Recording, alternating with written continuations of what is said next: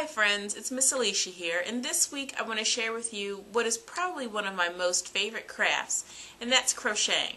I learned how to crochet when I was about 7 years old, and I was taught by my mom, and it's one of the things that I've done just about every day ever since. So today we're going to learn how to begin a single crochet. The first thing I'd like to show you about crocheting is what your tools look like. Over here on the right you see we have knitting needles. When you knit, you work with 2 different needles, and our goal is to get our loops from one needle onto the other. When you crochet, you're only working with 1 hook, and here I have a few different sizes for you to see. Here's a small one, and if you notice, here's our hook right there, and this is a very large one. And your hooks can be anything from a plastic hook like this one, or this one, to wooden and bamboo, or maybe even metal. It doesn't matter which one you use, it's really just a matter of choice. And then just like any other craft, you need a material, and in this case we're going to use yarn. Crocheting is simply a way of making a fabric by taking a single strand of yarn and weaving it together by using a hook. Here I have a few examples of what a finished product might look like. This is a single crochet, which is what we're going to learn how to do today. And if you look closely, you can see a lot of loops that link together to make this big giant piece. And here's the same thing, except these are using different stitches, and that's what gives us these big giant blueberry looking bumps here.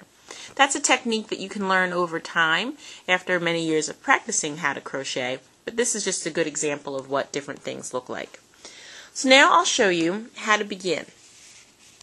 You need your yarn, and you want to begin by taking the loose end. And we're going to make a slip knot. So we're going to wrap the yarn around our fingertip and slide off so that we've got a little loop there. Then you're going to bring your long tail end through the loop and then pull. There's our slip knot. So then we're going to take our crochet hook. You're going to put your hook through the loop. Now, here's what I like to do, and what you might like to do is different. But I like to wrap the yarn in between my fingers in order to hold it. So I like to go underneath my pinky, over my ring finger, under my middle finger, and over my pointer finger.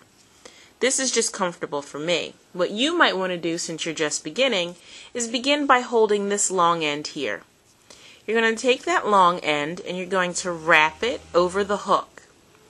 You're then going to take your hook and pull it right through that loop. And let's do that again.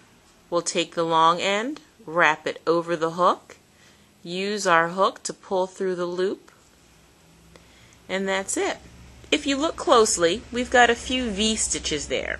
And those V stitches are what we call a chain stitch. And that's how you begin anything that you crochet.